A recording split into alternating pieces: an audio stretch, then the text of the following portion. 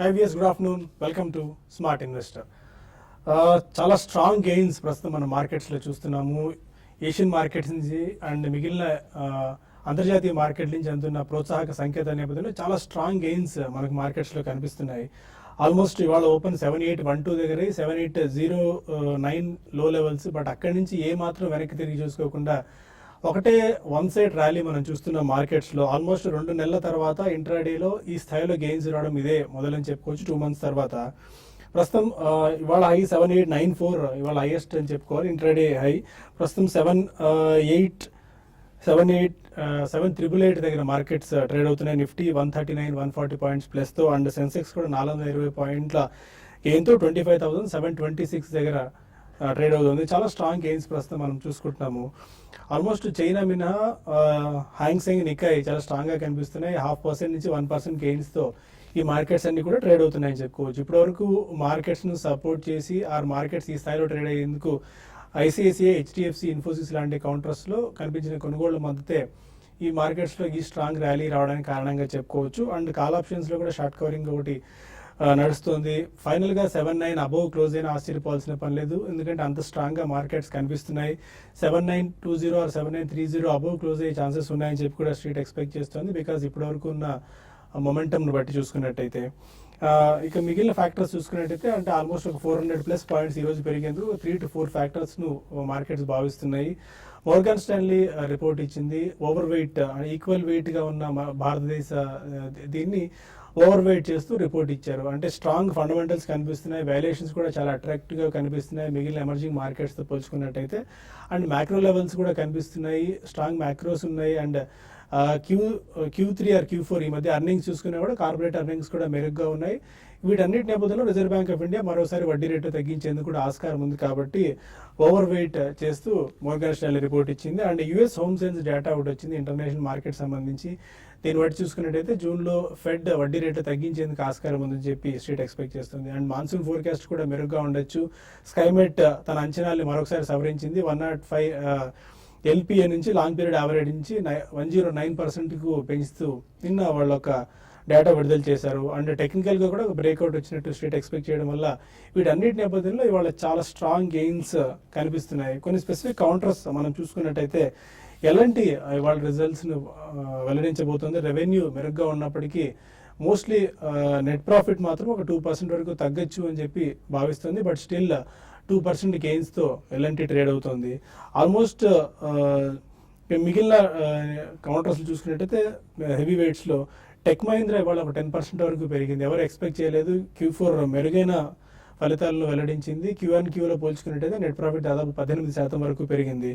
And link pens ఇది కూడా ఒక 10% వరకు పెరిగింది, ఎందుకంటే నెట్ ప్రాఫిట్ 3.8 కోట్ల నుంచి 6.8 కోట్లకు పెరిగింది ఇయర్ బేసిస్తో పోల్చుకున్నట్టయితే. విఆర్ లాజిస్టిక్స్లో నేను 20% డౌన్ సర్క్యూట్ చూసాం. ఇవాళ కూడా అదే పరిస్థితి ఉండొచ్చని చెప్పి భావించారు. బట్ 15% ఇవాళ స్టార్టింగ్లో తగ్గినప్పటికీ కొద్దిగా రికవరీ కనిపించింది. బయింగ్ కనిపిస్తుంది విఆర్ఎల్ లాజిస్టిక్స్లో. దానివల్ల ఒక 8 to 9% నష్టాల్లో ఉన్నప్పటికీ కాస్త వాల్యూమ్స్ మాత్రం విఆర్ఎల్ లాజిస్టిక్స్లో ఎక్కువగానే ఉన్నాయి. నిఫ్టీ బ్యాంక్లో చాలా స్ట్రాంగ్ గెయిన్స్ చూస్తున్నాం. Canara bank 4%, ICICI bank 4% and SBI, axis bank of Baroda, Punjab national bank లాంటి స్టాక్స్ ఒక 2% గెయిన్స్తో ప్రస్తుతం ట్రేడ్ అవుతున్నాయి. మిగిలిన ట్రెండ్ ఎలా ఉండొచ్చు, 79 అబోవ్ క్లోజ్ అయ్యే ఛాన్సెస్ ఏమైనా కనిపిస్తున్నాయన్న అంశాలతో పాటు మరిన్ని టెక్నికల్ అండ్ ఫండమెంటల్ అప్డేట్స్ పై మనతో మాట్లాడేందుకు ఇద్దరు అనలిస్టులు సిద్ధంగా ఉన్నారు. Good afternoon both of you sir. చాలా స్ట్రాంగ్ గెయిన్స్ ప్రస్తుతం మార్కెట్లో చూస్తున్నాం. బట్ ఇదంతా అంతర్జాతీయ మార్కెట్ నుంచి వస్తున్న సపోర్టే అని చెప్పుకోవాలి. మిగిలిన ఫ్యాక్టర్స్ చూసుకుంటే మోర్గాన్ స్టాన్లీ కానివ్వండి, టెక్నికల్ బ్రేక్అవుట్ అనుకోవచ్చు, US home sales data, monsoon forecast, ఇవన్నీ పక్కన పెట్టుకున్నట్టయితే 4 రోజుల అనిశ్చితి తర్వాత ఒక స్ట్రాంగ్ బ్రేక్అవుట్ రావడం మనం గమనిస్తున్నాం. ఎలా ఉండొచ్చు ట్రెండ్? ఫస్ట్ ఏంటంటే గ్లోబల్ క్యూస్ అనేది ఈ రోజు మార్నింగ్ చాలా స్ట్రాంగ్ ఉన్నాయి. యుఎస్ మార్కెట్లో మనకి 200 పాయింట్స్ ర్యాలీ తర్వాత ఏషియన్ మార్కెట్స్ అన్ని కూడా 1% పైన లాభాలతో ఓపెనింగ్లో ఉన్నాయి. దీంతో పాటు మనకి హ్యాంగ్సెంగ్ అయితే దగ్గరగా 2.7% దాకా లాభాల్లో ఉంది. సో గ్లోబల్ క్యూస్ ఫస్ట్ మనకి పాయింట్ వైజ్గా చూసుకుంటే గ్లోబల్ క్యూస్ చాలా స్ట్రాంగ్ ఉండడం వల్ల ఏదంటే మన మార్కెట్లో ఈ అప్ ట్రెండ్ అనేది ఉంది.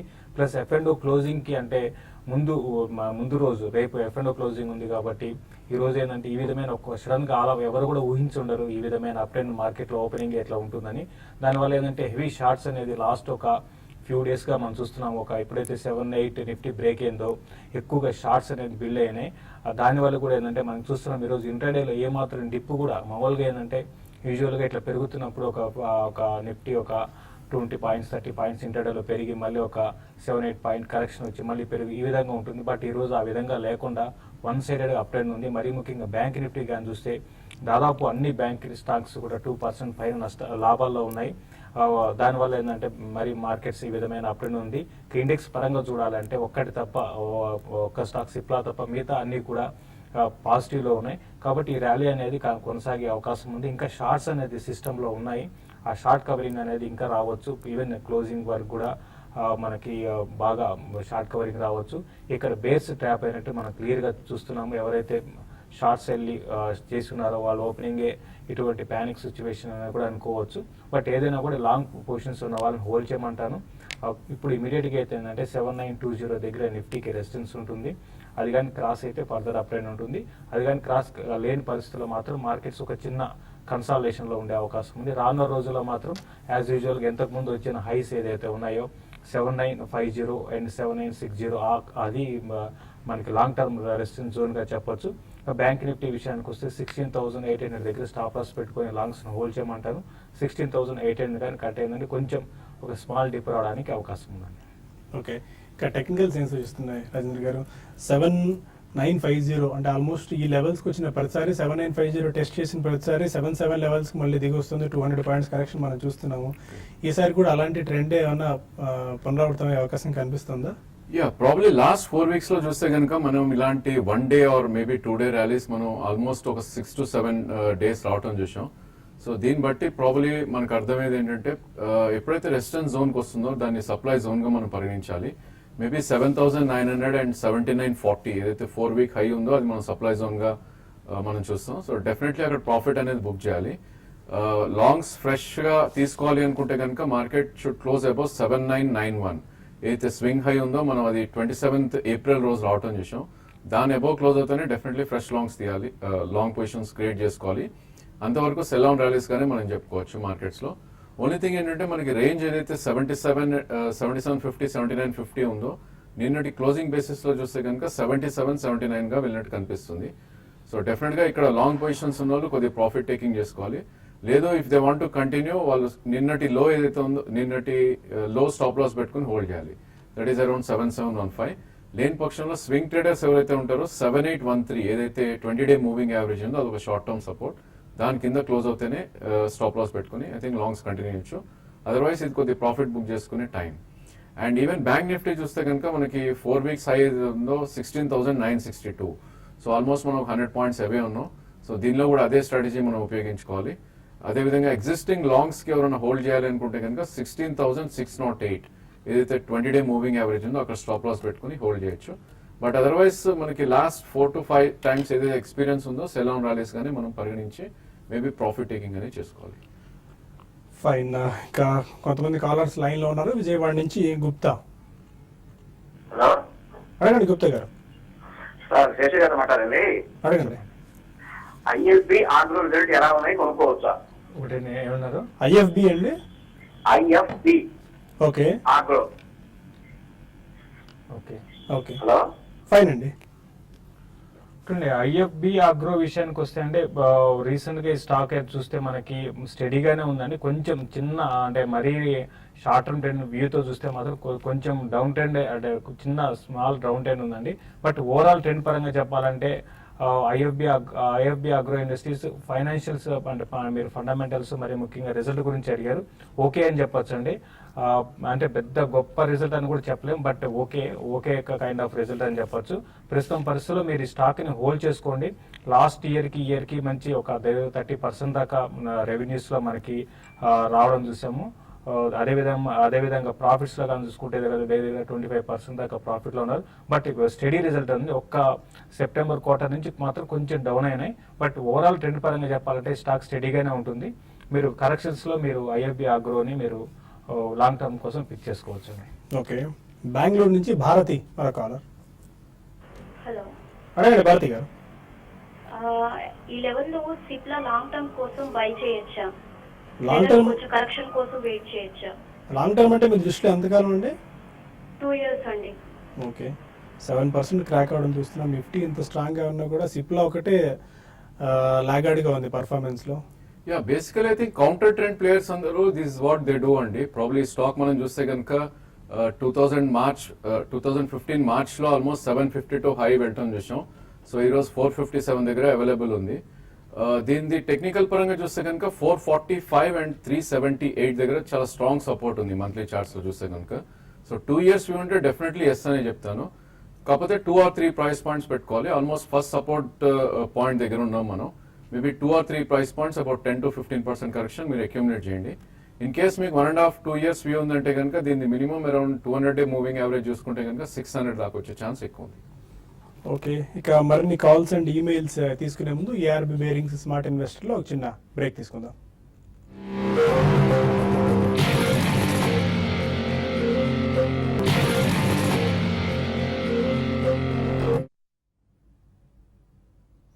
Welcome to ARB bearings smart investor. మరో కాలర్ లైన్లో ఉన్నారు, హైదరాబాద్ నుంచి వెంకటస్వామి. హలో అడగండి సార్. సార్, ఇది లింకన్ ఫార్మా బాగా తగ్గింది కదా, ఇప్పుడు 1 year కోసం బై చేయొచ్చండి? Lincoln pharma, okay. Lincoln pharma విషయానికి వస్తే మీరు అన్నట్టుగా బాగా తగ్గిందండి. రీసెంట్ గా డేస్ లో చూస్తే మామూలుగా దీని యావరేజ్ ప్రైస్ 150-160 ఆ రేంజ్ లో ఉండేది. అయితే అక్కడి నుంచి కూడా కట్ అయ్యి ఇప్పుడు టువర్డ్స్ 120 వైపు వస్తుందండి. మీరు కరెంట్ అవర్స్ లో మీరు 1-2 బయింగ్ ప్రైస్ పాయింట్ అంటే ఇవే ఇక్కడ నుంచి కూడా మీరు స్టార్ట్ చేయొచ్చు. మీరు లాంగ్ టర్మ్ కోసం బై చేయమంటాను. క్లోజర్ గా 120 ఆ లెవెల్ స్టాక్ ఆగొచ్చండి. అయితే మీరు ఒకటి గమనించాలి, నేను గత 1 month 1.5 month గా చెప్తాను, ఫార్మా స్టాక్స్ ఇంతకు ముందులాగా పెద్దగా పర్ఫామ్ చేయకపోవచ్చు అండి. మనం చూస్తున్న పెద్ద పెద్ద companies like Sun Pharma, Cipla లాంటివి కూడా క్రాక్ డౌన్ చూస్తున్నాము. ఈవెన్ కొన్ని అయితే మల్టీ ఇయర్ లోస్ కూడా వస్తున్నాయి. కాబట్టి కొంచెం టైం బీయింగ్ మాత్రం నెక్స్ట్ 1-1.5 year అన్ని ఫార్మా స్టాక్స్ కన్సాలేషన్ ఉండే అవకాశం ఉంది. ఇది కూడా అదే కోవలో చెందుతుందండి. కాబట్టి కొంచెం వెయిట్ చేయండి. మీరు 1.5 year కోసం అయితే కొంచెం యావరేజ్ కూడా చేసుకోండి. గుంటూరు నుంచి ప్రసాద్ మరో కాలర్. అడగండి ప్రసాద్ గారు. సార్ ఆర్కం ఓకే 53లో ఉన్నాం సార్. ఓకే 3000 షేర్లు. సార్ ఆర్కం 3000 ఓకే 3000 షేర్లు కొన్నాం సార్. చెప్తారండి.